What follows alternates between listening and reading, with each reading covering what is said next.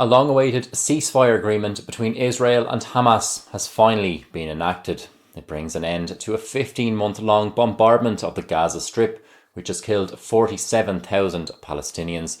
Hamas released 3 female hostages on Sunday, who were transferred back to Israel by the Red Cross, and 93 Palestinian prisoners have been freed from Israeli captivity as part of the agreement. Since Hamas fighters murdered 1,200 people and kidnapped 250 in October 2023, Israel's retaliatory bombing campaign has been relentless. But in Doha on Wednesday, negotiators on behalf of Israel and Hamas agreed to the ceasefire deal, brokered by Qatar, the US and Egypt. The multi-phase deal sets out several concessions each side has agreed to make. The first phase will see Hamas release 33 of their roughly 100 Israeli hostages over a period of 6 weeks, and in return, hundreds of innocent Gazans detained in the aftermath of the October 7th attacks will be released from Israeli detention. And several hundred other Palestinian prisoners, some of whom are serving life sentences for terrorism, will also be let go by the Jerusalem government. Despite a 3-hour delay in the commencement of the ceasefire on Sunday, which saw another 8 Palestinians killed by Israeli airstrikes, the deal states there will be no fighting at any time during those 6 weeks. This first phase will conclude with an agreed IDF withdrawal from the densely populated border areas of Gaza and will allow internally displaced Palestinians to return to the north of the enclave. Provided all conditions are met to this point, the second phase will commence, by which time Hamas will have returned all remaining hostages to Israel and a permanent end to the fighting is guaranteed. The final phase will ensure the repatriation of the deceased hostages to Israel.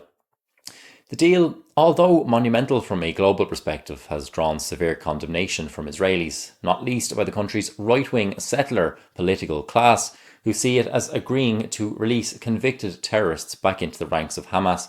Take Itamar Ben-Gvir, Israel's national security minister and head of the ultranationalist Jewish Power Party, who called the deal reckless and irresponsible and has since resigned from cabinet in protest.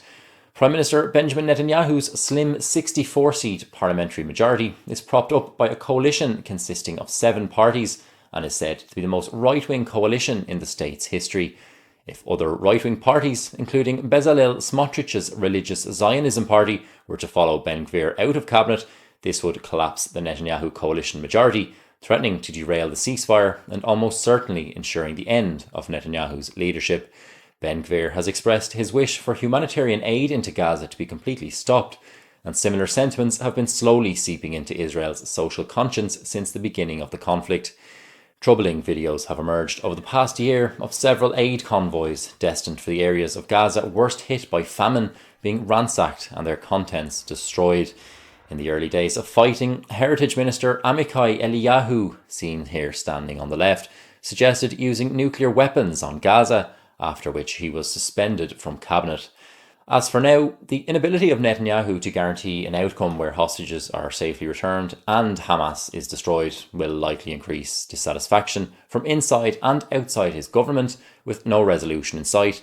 But the salient question emerging from this ongoing issue is this: could this conflict turn out to be the undoing of Netanyahu rather than of Hamas?